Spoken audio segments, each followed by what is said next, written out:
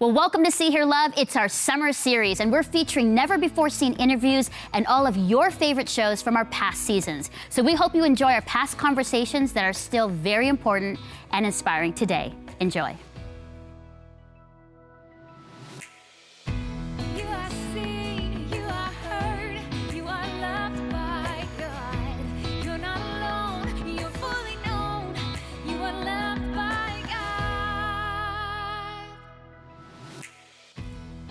Well, welcome to See Hear Love. I'm your host, Melinda, and we're glad you're with us today. Okay, raise your hands, ladies, if you've ever compared yourself to someone else, been jealous of someone's successes quietly. Let's just go right now. Or like, not quietly, but out there. Yeah. And you know what I mean? Or we felt the need to be competitive passively or quite obviously. Raise your hand. And be honest. My hand was up first. Okay.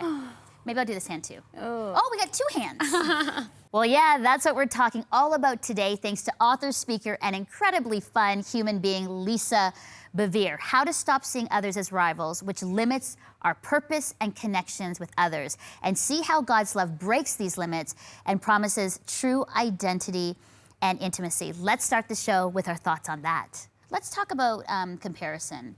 Why do you think that we compare ourselves with other women? And what has that done to us, like our souls, when we've done that?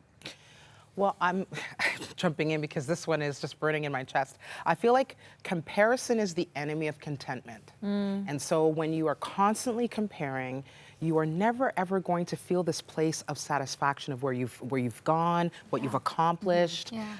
Your own personal successes seem always less than. And so there's never this place of, chin up. You're always in this, it's poisonous and toxic, Yeah, it's true. They say same lines, like comparison is the, what do they say, the thief of joy. Joy, yeah. And it's true, like how can you marvel in what God has done in your life when your eyes are not even on what God has done in your life? Your eyes are on somebody else's life. Yeah. You know? Yeah.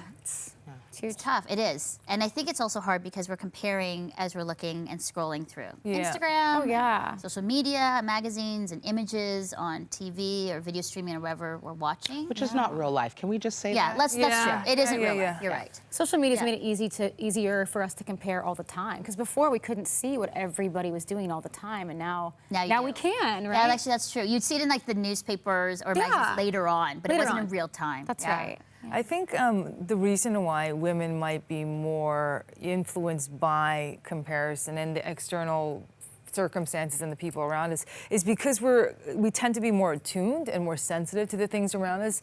In many ways, that comes off as consideration. Oh, how is Cheryl feeling? How is Brooke feeling today? Is Mel doing okay? Whereas men sometimes tend to be, okay, I'm fine. They're very they've got a tunnel vision sometimes. They're task-oriented most of the times. Many men are.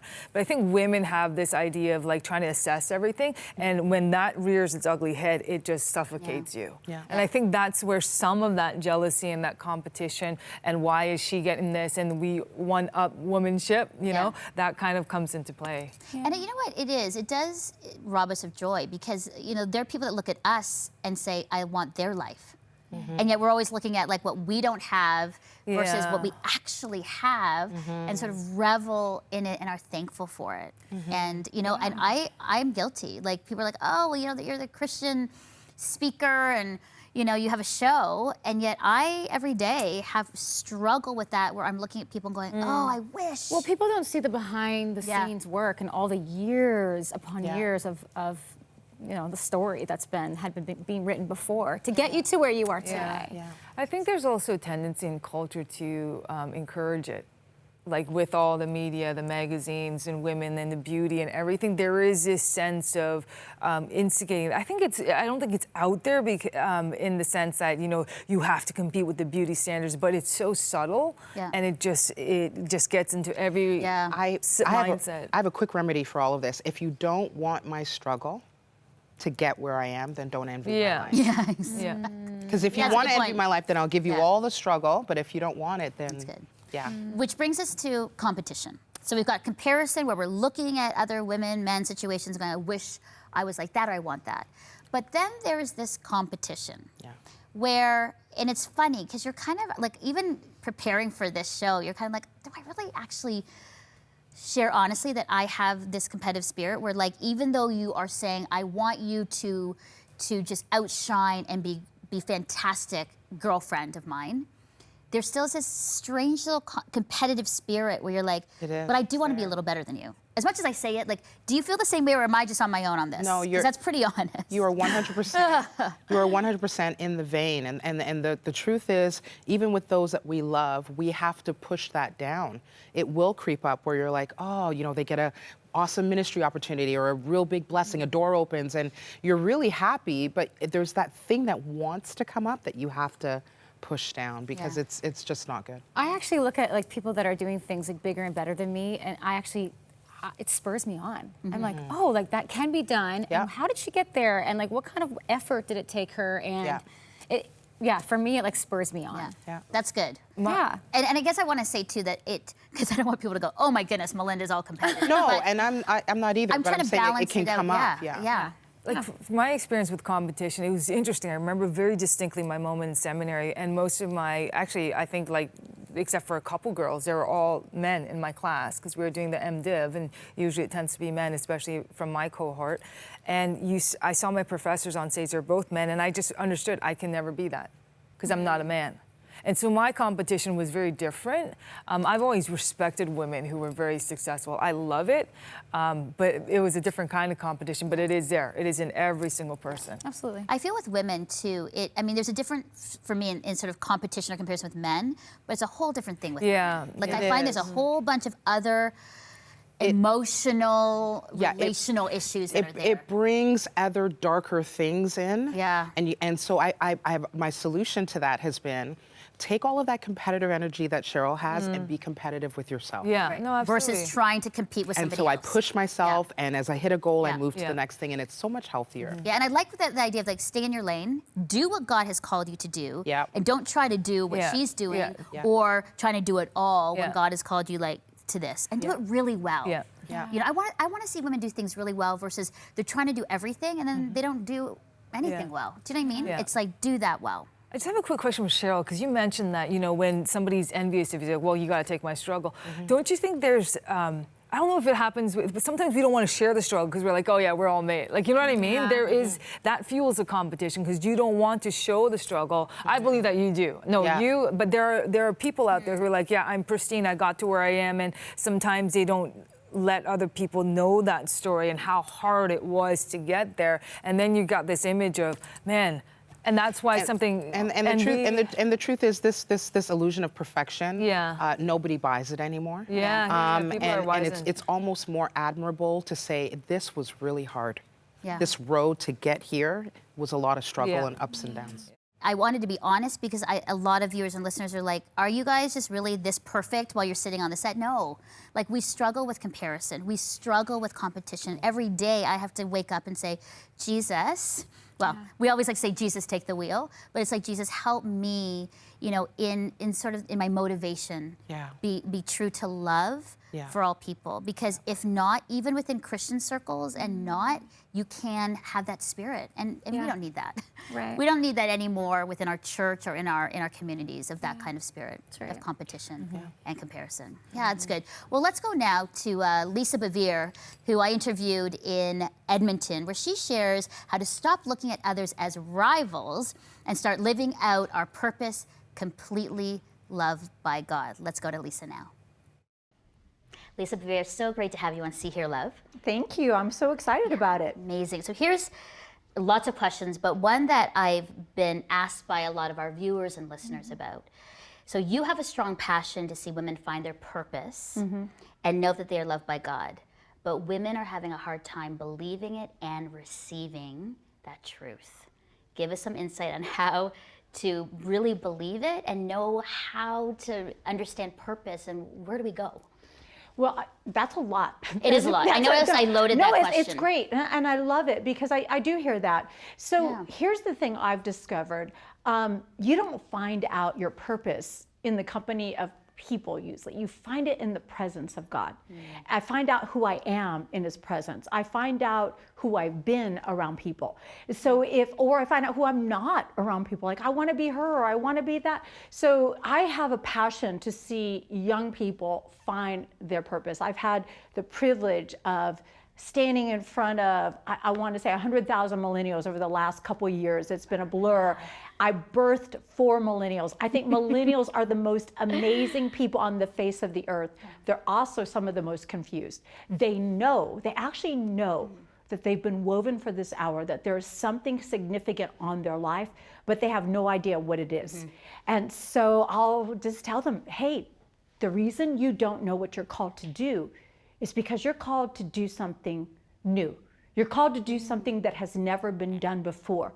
And I have to feel like that's the truth, because never has there been such an onslaught of distraction where everybody is so busy screen timing, looking what everybody else is doing, looking what they're not included in. When God is saying, I need you to lift your eyes. I need you to let me speak over you. I want to tell you this new thing that I'm doing. And so when I wrote Without Rival, it was all an identity and purpose, because they're trying to find out what they're called to do before they know who they are. See, and that's key, And right? so So it's the wrong question. Well, Ask I first. find, exactly. I find out what I'm called to do when I have a revelation of who I am. Right. And that must tie in then to whose I believing am. whose I am, and receiving and believing that I'm loved by God. Absolutely. Because there seems to be then a disconnect with that, right? If you don't Absolutely. feel that you're loved by God and you haven't received that love, then how do you know who you are? Right. So then that's key. How do you then get to a place of going, okay, I'm loved by God, the creator of the universe loves me? Yeah. Well, I think it's even more personal than that. Okay. I think it's your father. And, a lot of us have mother wounds or father wounds. And, that's just going to happen because we were raised by humans. But there's something about when you get in the presence of God, who is your father, and he says, I love you. I remember for me, he said to me, it's not what you do. I wouldn't love you more if you were in the ministry. And a lot of people, and again, I'm not trying to make fun of their prayers, but a lot of people will say, God, use me. And I felt like he told me, I don't use people. He said, I heal them. I love them. I transform them. I deliver them, but I don't use them. Maybe your ex-boyfriend used you. Maybe a friend used you, but I do it with you. And so I think we've had the wrong concept in ministry that God's going to use us, when God is like, I want to do it with you. This is not about me using you or giving you some platform. This is about me doing this with you, because the greatest platform you're going to ever have is your life. Yeah. Oh, that's good. Not alone, but with God. With. I love that. The other thing that I love that you've really identified is is that, especially as a woman, we deal with a lot about competition, jealousy, and comparison. And you're speaking to the person, because I've had it where women have been jealous of me and competed with me. I've been jealous of you. No, I'm just kidding. Well, in that case, if we're going to be honest about it, and this is the kind of place, I've been jealous of you too. But what is that? Because I would say every conversation I've had with my girlfriends, there is that. We are comparing. And the sad part is sometimes we're like, we don't want to see our girlfriends succeed. And when they do, we're like, but we're not really with them. You know what I mean? Well, I think there's a scarcity mindset that somehow if you're blessed, it got taken out of my account. And that is not how God operates. If you're blessed, I should actually really celebrate that, because what God does in you is actually part of what he wants to do in me. But I get it. I have a ridiculous story opening up in the beginning of Without Rival of me not making a list and me freaking out, crying, telling my husband, maybe you could add me to the list, and saying, I can't believe I didn't make the top 100 female ministers in the United States. I'm never going to make it. I think I'm 59 this year, but I think at the time I was like 54. And I mean, it was a complete meltdown. And John was like, what is going on? You're measuring yourself by other people. And I was like, I know I'm wrong, but that doesn't make this feel right. And so I had a complete flip out. And I had to actually come to terms with that. I was looking for people to give me the affirmation that only God should do that. You should never give anybody that much power over your life, that if you don't make some list or get invited to something that your whole self-image and purpose and identity has just been shattered. And so for me, it was like a 20-minute meltdown that and could have been menopause, but I just said, you know what, I'm gonna write this down. And it was crazy because so many people connected with that. They said, I felt the same way. I had no idea that this would be a wrestling. And so I think that, we do have a culture where there is a lot of opportunity for comparison and competition. Yeah. So we have to be intentional. And then the other thing is, I'm in charge of who I let in my life. That's good. If somebody else is making me feel less than, that's because I gave them permission to. And if somebody else is inciting me, that's because I chose to let them into my world. I'm the guardian. I'm the doorkeeper. Good. If people are, and maybe you're just not mature enough to handle it, that's okay. I mean, we can be in different seasons, but you can edit your life. Yeah. You don't have to let everybody have voice and the ability to wound you. You just need to actually follow people that are going to inspire you to follow Jesus. That is so encouraging because trying to manage is so exhausting. Yeah. Everybody else and how they see you. And I think that's really empowering for me, Lisa, to say, you know what, I need to go where God's leading, be okay with that. And if people are going to hate, so be it. I know that I'm with God and I've got the people that I need around me that are going to love and protect me. Final question, and this is something that's come up again and again with my girlfriends, is as we look at competition and comparison, we struggle with love and believing that we're loved and purpose. One of the things that I always get from girlfriends is, in all of this, in all the confusion, how do we compete with all the voices and having Jesus prioritize and husband and family and friends and then feel like a total failure? Like, how do you do it? Well, I'd go back again. I would edit. I have the privilege of traveling and speaking, and that's beautiful, but I'm full on, full off. When I'm home, I don't get involved in a lot of other stuff because I only have a certain amount of capacity. So I'm gonna focus on my marriage, focus on my children, focus on my team, and focus on what God's given me to do. And hopefully, that means that I'll have friendships added, but yeah, there's probably a lot of things that a lot of people do that I don't get to do. But then there's a lot of things that I do that other people don't get to do. And I think the comparison thing is something to be aware of. One of the things is comparison means that you're either going to look at other people and think they're better than you, which means you'll be isolated because of insecurity, or you'll look at other people and think you're better than them, which means you're going to fall because of pride.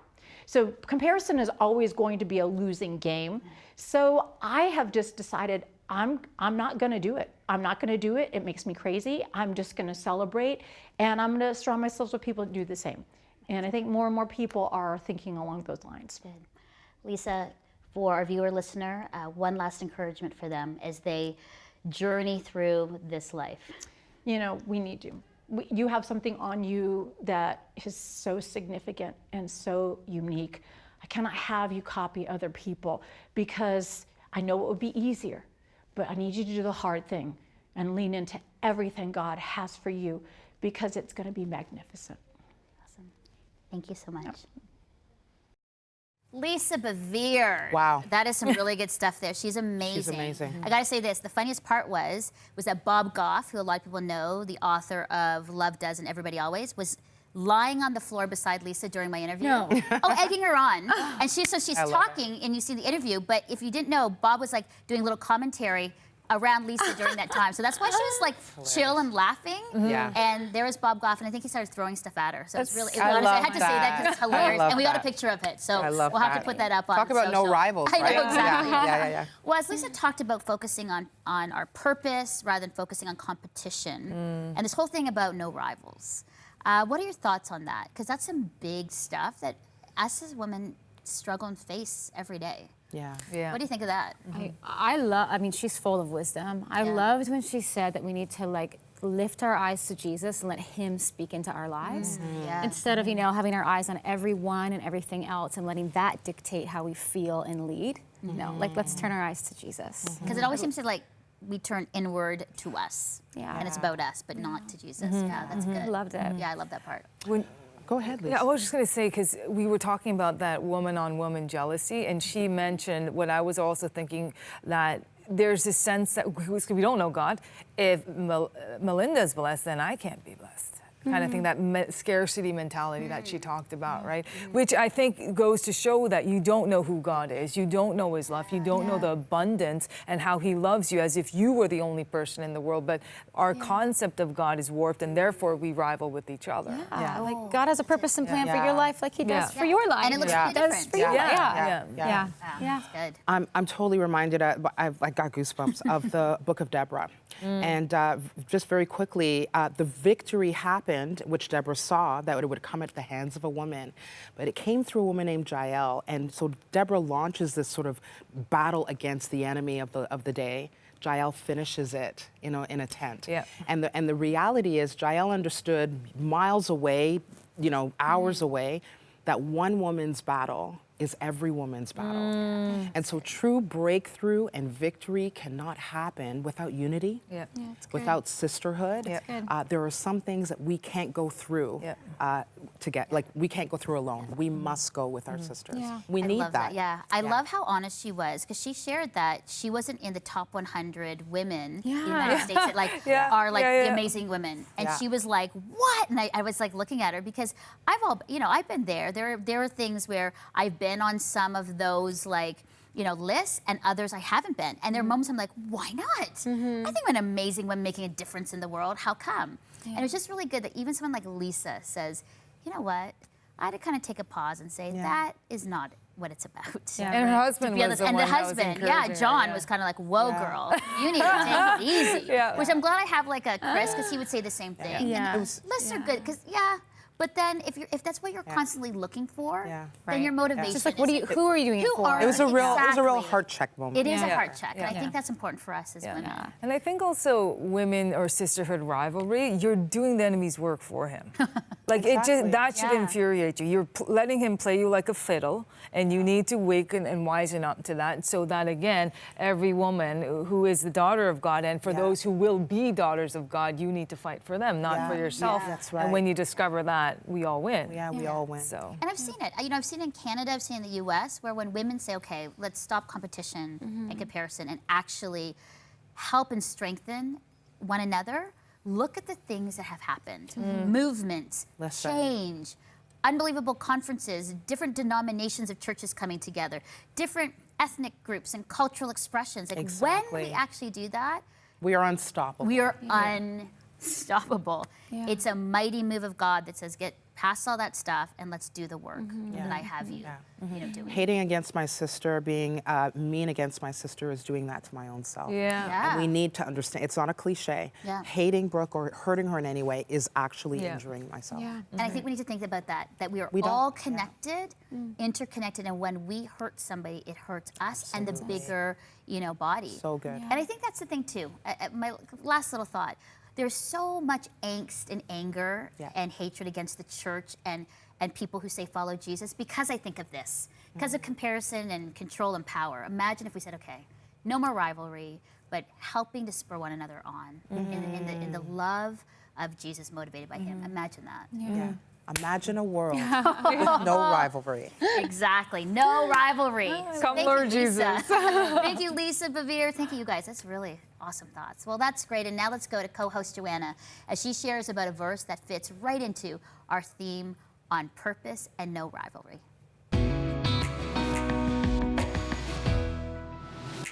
When we're growing up, a lot of people ask us, what do you want to be when you grow up? And a lot of that is because we're trying to discover who we are, and we're trying to learn who this child is and what they dream of becoming.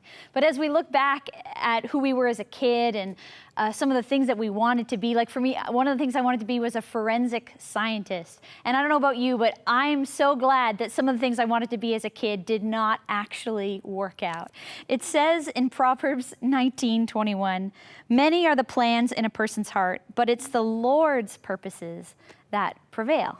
It's the Lord's intention and work in the world that is going to happen. We can make plans and dreams, and a lot of the time we're making plans and dreams about something that we think we would like to do or we would hope we would like to do, but we don't even really know what's best. And that's the amazing comfort that we have actually knowing God. Lisa Bevere on this episode, just as Mel and her were having that conversation, amazing conversation with her about the idea of when we know God and when we spend time with God, we actually begin to know ourselves better and our purpose in the world becomes more and more clear.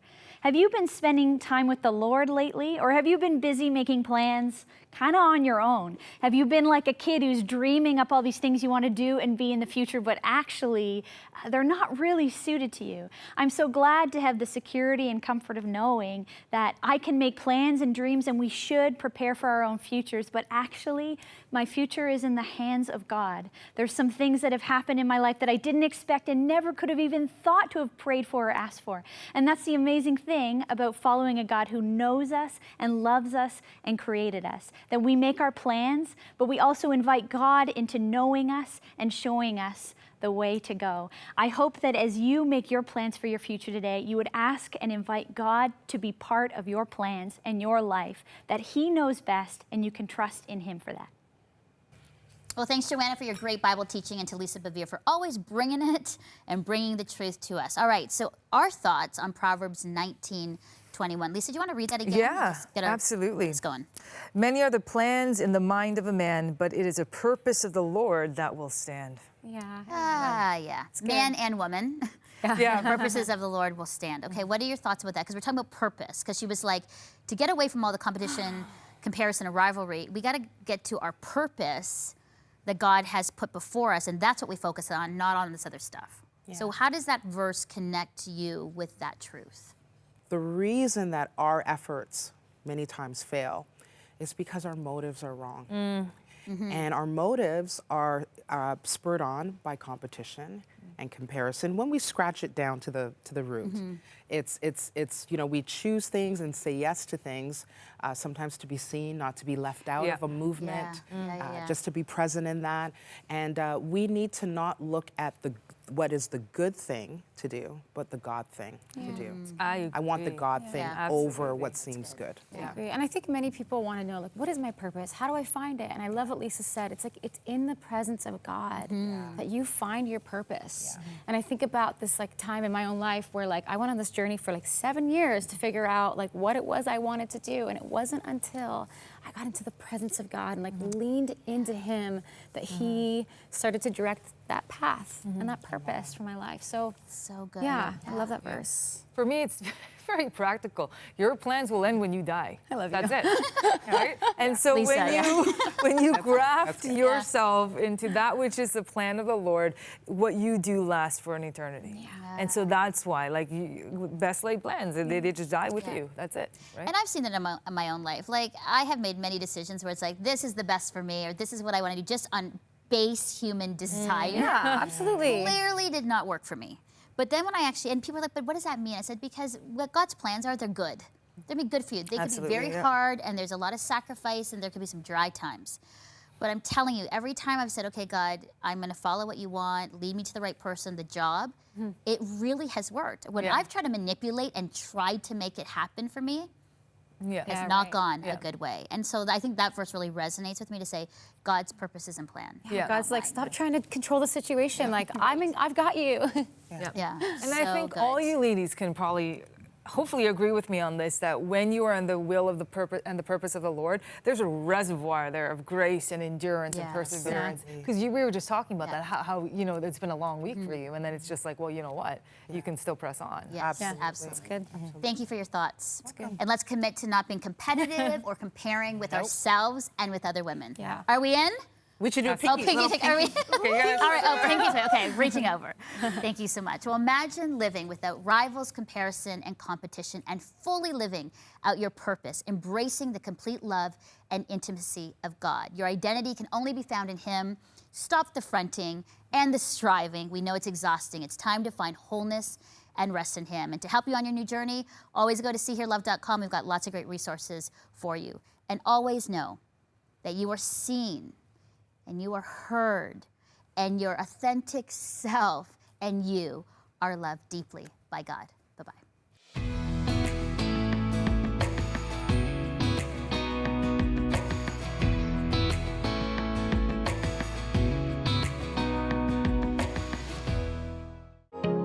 Deeks Insurance is a proud sponsor of the See Hear Love Studio.